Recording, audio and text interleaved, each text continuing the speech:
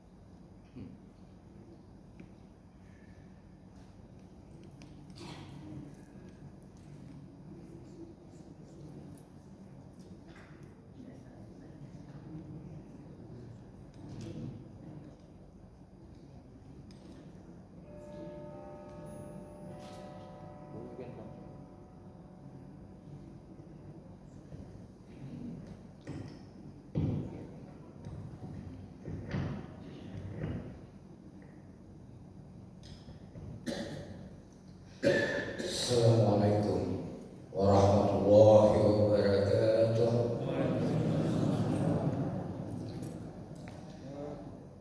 Alhamdulillahilladzi ba'atsa sayyidina Muhammad bihaqqi rasulih wa ba'atsa rasuluhu sallallahu alaihi wasallam litatamimi makarimal akhlaq.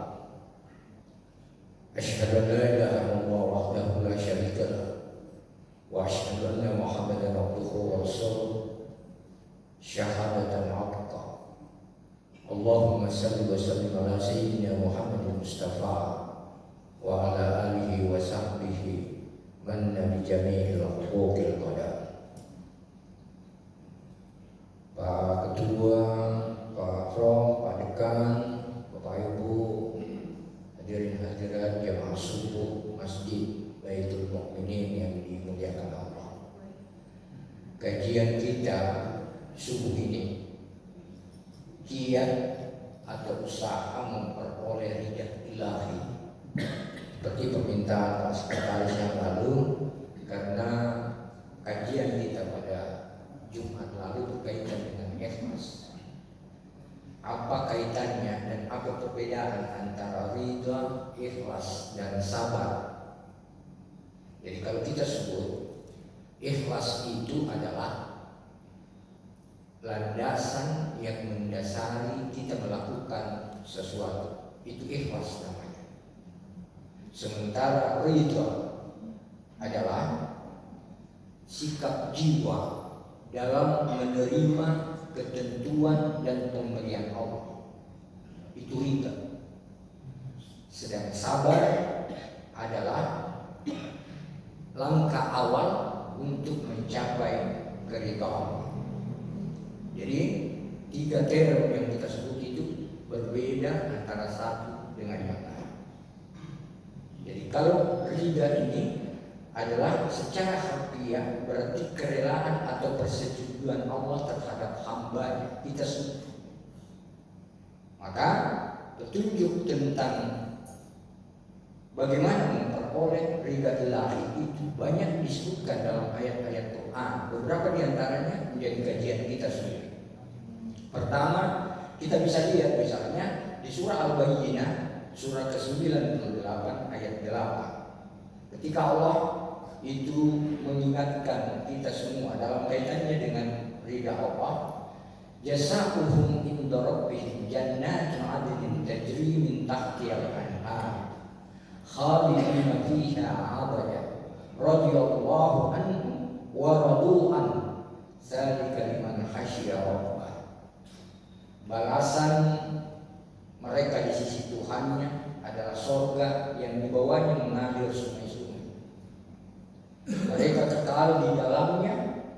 Allah ridha terhadap mereka dan mereka pun ridha kepada Allah.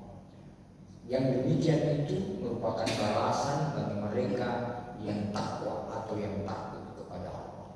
Jadi ridha disebutkan dalam surah ini dalam kaitannya dengan bagaimana sikap jiwa seorang hamba dalam menerima ketentuan pemberian Allah melalui apa yang dia lakukan berdasar kebaikan atau yang didasari dengan ikhlas.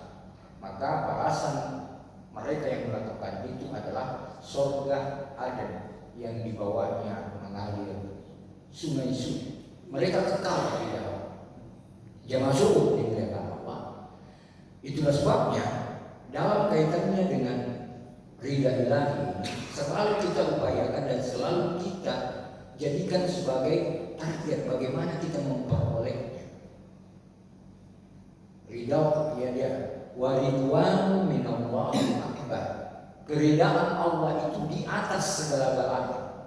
Tidak ada lagi di atas. Maksudnya kita tidak lagi beribadah karena ingin pahala, meskipun itu dibenarkan. Kita tidak lagi beribadah karena ingin surga, begitu juga takut neraka. Tapi itu semua dibenarkan. Tapi semuanya kita sebutkan waridwan minallahil akbar. Keridhaan Allah di atas segala-galanya. Dia masuk dimuliakan Allah.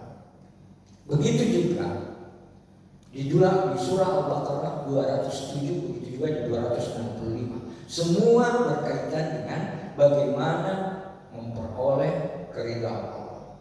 Wa minan nasi man yashri nafsahu ibtigha'a mardatillah.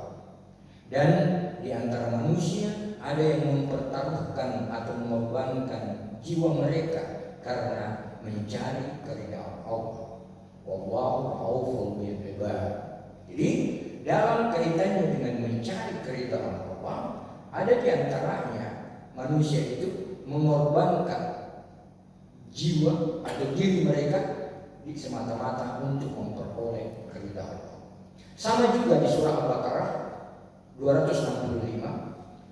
Wa masalul ladzina yunfikuna amwalahum ibtigha'a mardatillah wa tasbitan min anfusihim. Perumpamaan orang-orang yang menginfakkan rezekinya, hartanya di jalan Allah karena mencari keridhaan Allah. Wa tasbitan min anfusihim, untuk memperkuat keyakinan mereka. Lanjutan ayat ini itu diibaratkan mereka yang menginfakkan hartanya itu akan berlipat ganda 2 kali lipat. Jadi tadi karena kita sebut bahwa mencari keridhaan Allah, ridha itu berbeda dengan ikhlas, berbeda dengan sabar. Jadi ridha adalah ketika keadaan jiwa seseorang itu rela untuk menerima ketentuan apa saja, pemberian apa saja kepadanya yang diberikan oleh Allah. Itu adalah ridha. Tetapi kalau dia melakukan kebaikan, melakukan peribadatan, itu didasari dengan keikhlasan, maka ikhlas itu adalah dasar seseorang melakukan kebaikan, apakah itu berkaitan dengan peribadatan atau kebaikan-kebaikan lain. Jamaah subuh dimuliakan Allah.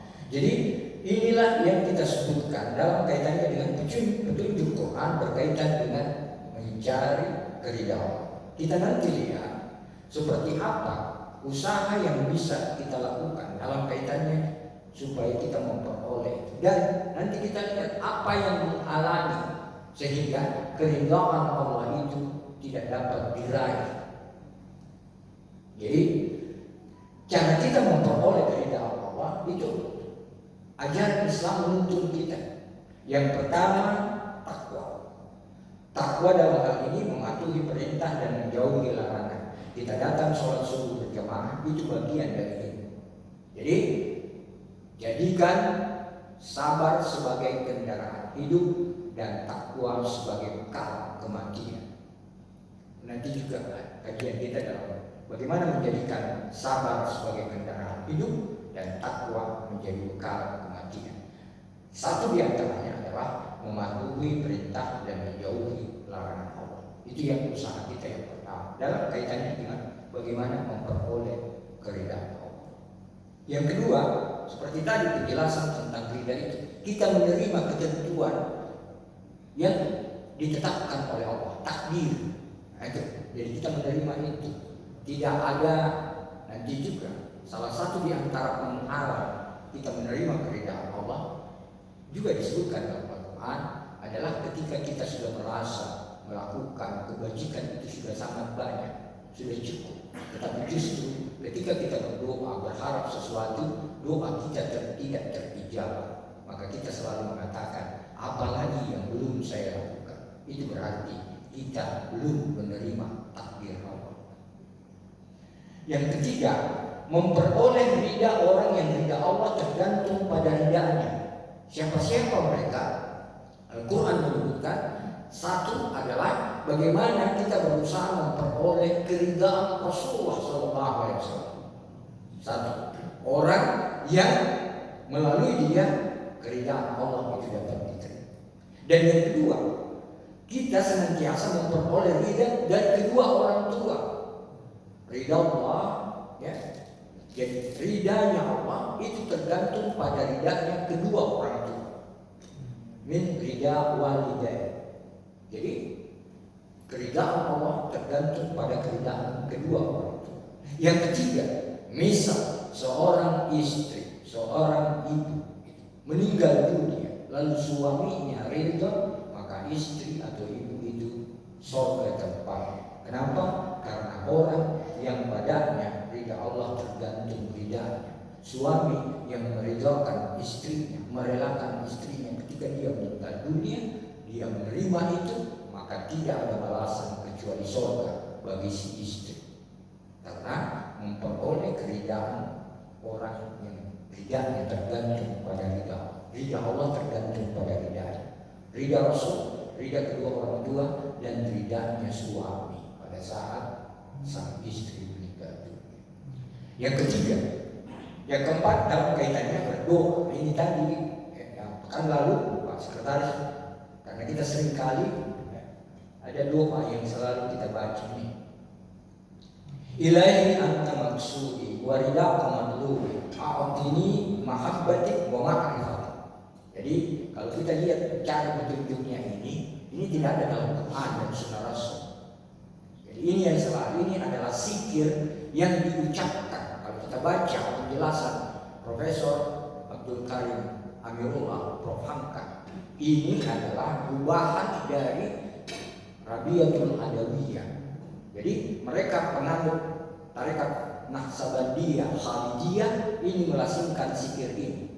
Ilahi anta maksudi wa ridaka ma'lubi a'zini mahabbatik wa ma'rifatik.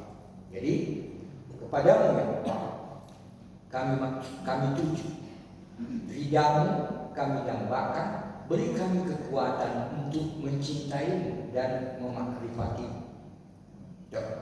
Ini adalah zikir yang dilasimkan. Kalau kita baca Profesor Dr. Karim Amirullah Hamka itu dalam buku beliau, ya, sejarah atau perkembangan tasawuf dari abad ke abad, ia menjelaskan bahwa ini digubah oleh Rabiatul Adawiyah, seorang tasawuf atau sufi sunni yang hidup pada 595 sampai 99 Hijriah.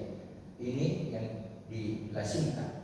Sebenarnya yang ada dalam hadis ini, doa memperoleh keridhaan Allah. Kita kembali dulu ke jadi yang saya katakan, apa yang menghalangi kita memperoleh keridhaan Allah itu? Surah Al-Mudaththir, surah ke-74 ayat 6. Wala tamnuh taksir. Jangan kamu memberi dan menganggap pemberian itu sudah banyak. Apa maknanya? Karena kita sering seperti yang saya katakan tadi, menganggap kita sudah melakukan kebaikan yang banyak, menganggap keperibadatan kita yang banyak, kita sudah menganggap bahwa kita patut untuk memperoleh anugerah Tuhan, keridhaan Allah. Dia masuk bukti keridhaan Allah. Ada satu riwayat yang diceritakan berkaitan dengan ini. Ketika seorang soleh itu melihat Musa alaihissalam mau menjumpai Allah, lalu orang saleh itu berkata, wahai Khalilullah, orang yang senantiasa berdialog dengan Tuhan, tolong tanyakan kepada Tuhan tentang nasib saya. Saya ini sudah beribadah, sudah melakukan kebajikan luar biasa. Dengan itu juga saya seringkali menderita. Saya ingin bagaimana apa yang diberikan Allah kepadaku. Musa menyanggupi.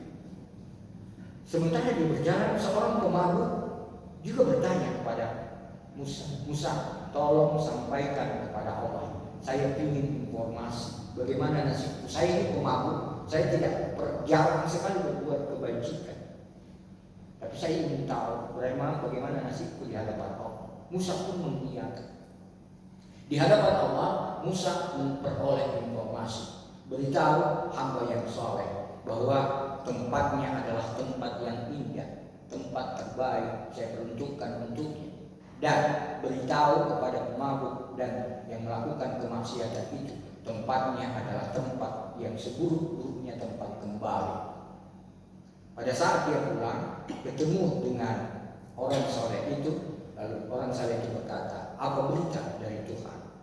Lalu Musa menjelaskan, Allah menyebut bahwa tempatmu adalah tempat terbaik dan paling indah. Lalu sang orang saleh mengatakan, saya memang sudah menduga sebelumnya bahwa pasti tempat kembaliku itu tempat yang baik dan yang paling indah. Sementara orang yang mabuk itu ketika bertanya kepada apa berita dari Tuhan, dijelaskan juga begitu. Tuhan mengatakan tempatmu adalah tempat seburuk-buruknya tempat kembali.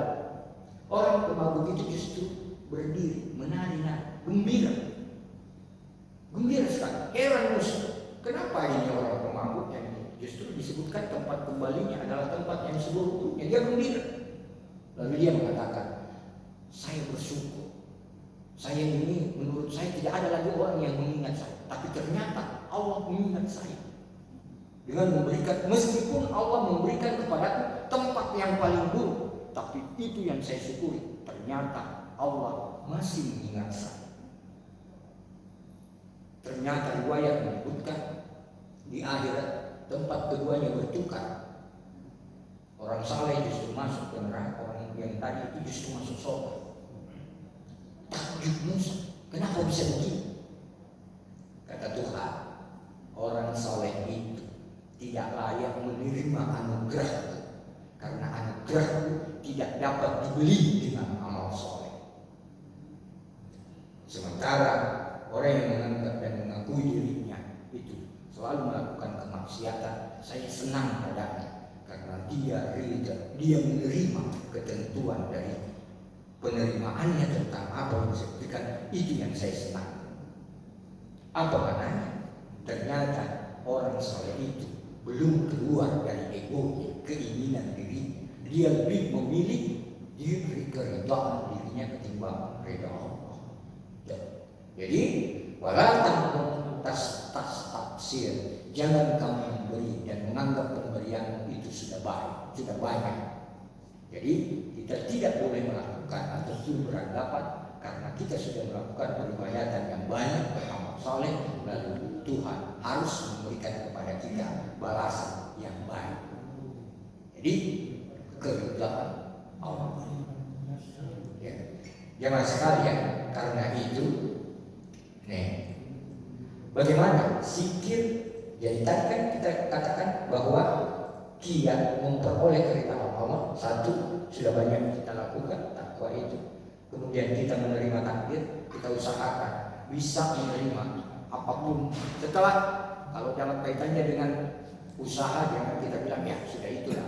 Saya selalu bilang di ujung usaha itu baru takdir. Tidak boleh kita mengatakan misal saja ya sudahlah, itu sudah ketentuan Allah tanpa upaya sebelum. Tidak bisa. Itu takdir yang keliru atau kepasrahan yang keliru. Saya selalu kasih contoh, kalau ada mahasiswa yang mengatakan ya ikut saja ujian, persoalan lulus tidak itu takdir, itu salah. Dia harus berusaha dulu, belajar dulu dengan baik. Sama juga ketika kita mencari rezeki, tidak mungkin kita mengatakan ya sudah, itu sudah ditentukan oleh Allah. Rezeki kita itu begitu. Tidak akan turun rezeki itu dari langit seperti turunnya hujan. Semua harus dibarengi, didahului oleh usaha. Jadi memperoleh ridha orang lain, orang yang ridha Allah tergantung padanya. Saya sudah kasih contoh ridha kepada kita berusaha memperoleh ridha Rasulullah SAW. Kemudian yang kedua ridha kedua orang tua, dan yang ketiga berkaitan dengan ibu atau istri yang ridha suaminya ketika dia meninggal dunia, maka niscaya istri itu surga tempatnya. Dan yang keempat berdoa. Mari kita lihat doa itu. Jadi ini yang Pak Sekretaris bilang, yang seringkali kita bilang, Ilahi anta maksudi wa ridaka matlubi a'udhni marhabbatik wa ma'rifatik. Kepadamu ya Allah aku tuju, dan keridaanmu aku dambakan. Beri aku kekuatan untuk mencintaimu dan memakrifati. Sekali lagi kita lihat petunjuk di dalam Quran dan Sunnah tidak kita dapatkan lapasi, tetapi oleh Prof. Hamka itu menjelaskan bahwa ini adalah zikir yang dilazimkan untuk pengikut tarekat Naqsabandiyah Khalidiyah. Tokohnya itu yang melapaskan ini pertama adalah Rabiatul Adawiyah, yang mengambil puncak capaian sufistiknya adalah mahabbah, cinta kepada Allah. Sementara ma'rifah itu adalah puncak capaian sufistik oleh Imam Al-Ghazali. Kalau Hal-Hallaj tingkat capaian sufistiknya itu al-hulul, ketika seorang hamba dengan Tuhan itu menyatu. Kalau Abu Yazid Al-Bustami itu ittihad, ya wahdatul wujud, ketika seorang hamba menyatu dengan Allah. Beliau antara al-hulul dengan wahdatul wujud, satu itu atas usaha manusia, dan yang satu itu adalah Allah memilih hati yang bersih untuk dia bersemayam di dalamnya. Jadi satu usaha manusia, satu justru Allah memilih. Itu perbedaannya antara Al-Hallaj dengan Abu Yazid Al-Bustami. Ini yang ada petunjuknya dalam Sahih Muslim. Bisa kita lihat mereka yang melazimkan doa ini. Disebutkan bahwa riwayat ini Aisyah dan Rasulullah SAW dalam satu kesempatan, Aisyah mencari, meraba-raba Rasul, oh tidak ada di tempat. Dia kaget, berarti Rasul. Dan ternyata dalam riwayat itu diceritakan Aisyah menyentuh telapak kaki Rasul yang tegak berdiri, berarti Rasul dalam keadaan sujud, tegak berdiri telapak, berarti dia menyentuh itu, berarti Rasul dalam keadaan sujud. Lalu dia mendengar bahwa Nabi membaca ini di sujud terakhir.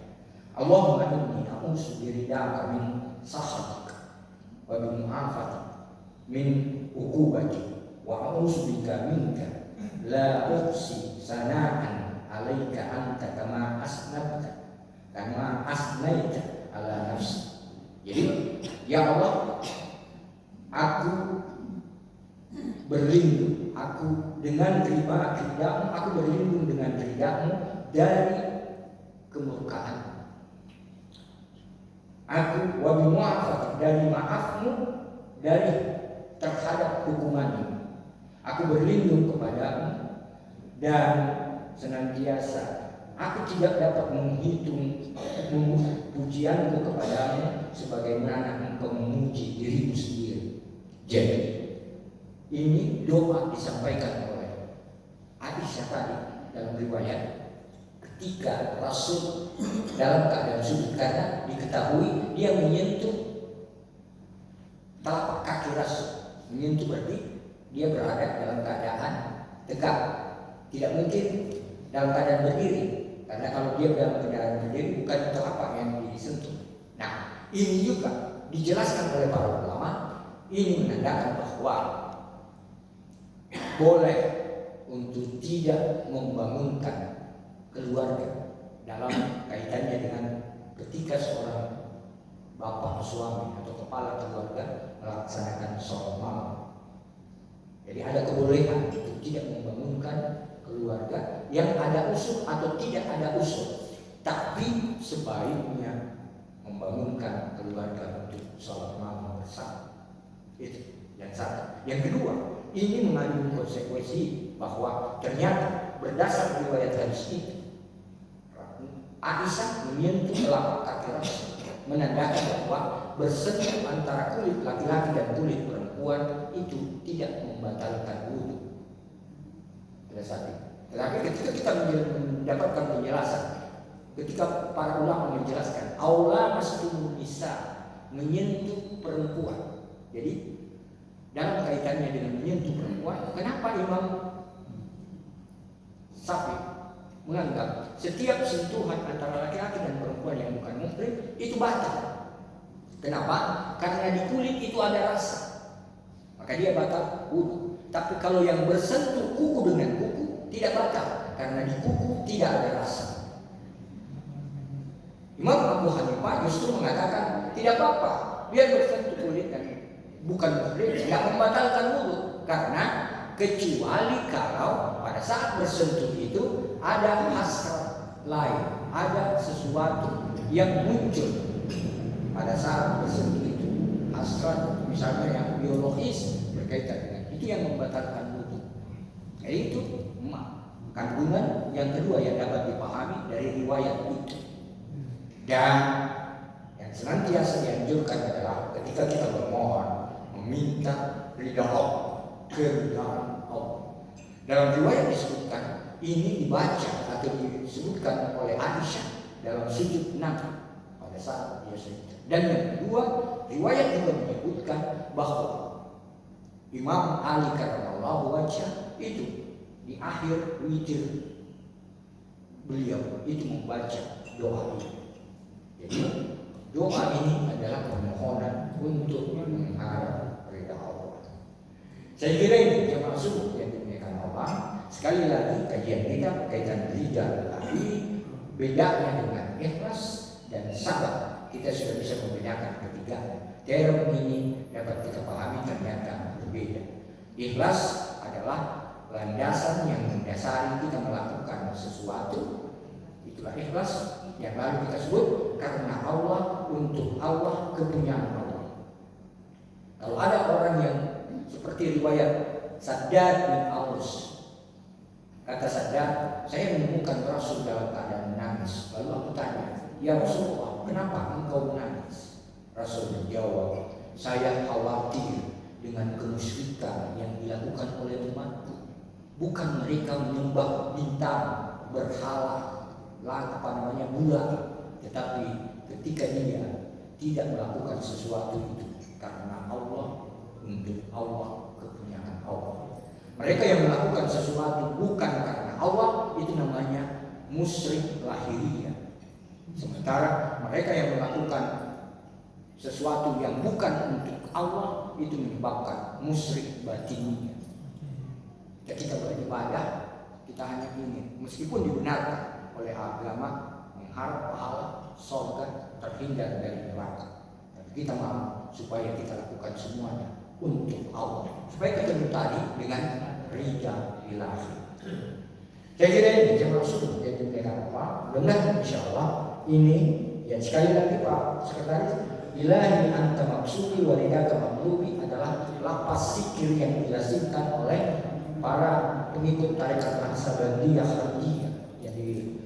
Awalnya dicetuskan oleh Rabiatul Adawiyah.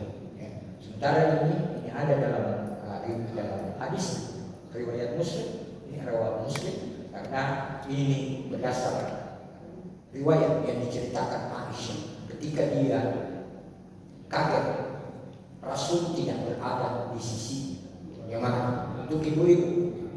Karena Aisyah begini, suatu ketika dia ditanya, ya Aisyah, bagaimana itu akhlaknya Muhammad? Aisyah menjawab, kana khuluquhul Quran. Akhlaknya Muhammad itu seperti Quran. Lalu bagaimana bisa mengetahui karena Quran itu terlalu banyak? Ya, Aisyah menjelaskan, dia katakan begini, dalam satu kesempatan saya tidur bersama Rasul, kulitku bersentuh dengan kulit Rasul. Rasul bangun. Lalu Rasul mengatakan, wahai Aisyah, izinkan saya untuk beribadah kepada Allah. Aisyah mengatakan, Rasul, saya sebenarnya suka ketika kamu berada di sisiku, tapi saya lebih suka kalau kamu beribadah kepada Allah. Maka pada saat itu Rasul melaksanakan salat malam. Disitulah Aisyah seringkali melihat janggut Rasulullah itu dipenuhi oleh linangan air mata, yang pada saat Bilal bin Rabah memergoki Rasul di sudut masjid, Rasul masih dalam keadaan tersebut menjelang subuh. Lalu Rasul ditanya, kenapa kamu menangis begitu? Bukankah Allah telah menjamin bagimu surga, mengampuni seluruh dosa? Apa kata Rasul? Tidakkah saya termasuk orang yang masih berkucut, masih kurang bersyukur kepada Allah? Sampai dia menangis. Maka riwayat tadi ketika kulit Aisyah bersentuh dengan kulit Rasul, apa kata Aisyah? Wanita siapa yang tidak berbahagia dan berbangga di sisi seorang suami yang meskipun untuk beribadah dia memohon kepada istrinya. Jadi mau saja beribadah, Nabi minta izin kepada istrinya. Minta maaf bapak-bapak, ya kita kan kebanyakan dulu lama di warung kopi. Minta maaf. Biasa kita pulang istri sudah tidur, karena kita biasanya apa? Kalau Rasul suatu ketika Pavlov pernah larut dalam suatu rapat, alot itu rapat, dia terlambat pulang. Dia pulang ke rumahnya, pintu sudah terkunci. Dia tidak berusaha membangunkan istri, dia tidur di depan pintu. Maka ketika Aisyah membuka pintu, luar biasa kagetnya. Kenapa Rasul tidur di situ? Ditanya, kenapa tidur di situ? Tidak. Dan saya tidak mau membangunkan kamu karena kamu dalam keadaan tidur, mengganggu tidur. Jadi tadi Aisyah mengatakan dalam keadaan tidur beribadah saja Rasul itu minta izin kepada istri, apalagi dalam hal-hal yang lain. Nah, kita kan seringkali kalau terlambat pulang, apalagi bermasalah, ada masalah yang kita hadapi di kantor atau apa, lalu kita ketok pintu tidak didengar, kita pencet bel tidak didengar, kita ke samping gedor-gedor itu jendela tidak didengar. Pas setelah kaget ibu kita, istri kita, lalu dia buka, lalu dia bilang, di mana kau tahu mata? Kau disimpan telinga? Kita dari tangan dia telinga. Padahal Rasul mengatakan bahwa mau beribadah saja dia minta izin pada istri. Kata Rasul, kata Aisyah, wanita atau istri siapa yang tidak berbahagia? Di sisi seorang laki-laki yang mau beribadah saja itu meminta izin, dan permintaan izin itu adalah mengandung makna adanya kasih sayang, adanya penghargaan, bagaimana dia berusaha untuk membahagiakan sang istri. Jadi seperti itu. Ya mas sekalian, mudah-mudahan insya Allah kita semua dalam kaitan ini doa yang disampaikan ini sekali lagi oleh Aisyah menurut riwayat tadi dibaca oleh Nabi pada saat sujud terakhir karena dia menyentuh telapak kakinya, dan menurut riwayat Ali karramallahu wajhah ini melazimkan dibaca pada saat akhir witir doa ini. Jadi ya masuk sudah pagi, mudah insya Allah kita semua dapat membedakan itu dan berusaha semua kita senantiasa melakukan itu, karena sekali lagi yang sering menghalangi kita dalam perjalanan kesucian menuju Allah adalah ketika kita belum mampu untuk mengeliminir ego kita. Kita senantiasa masih mementingkan diri kita, bukan untuk Allah, bukan karena Allah, bukan kepunyaan Allah. Saya kira demikian. Cukup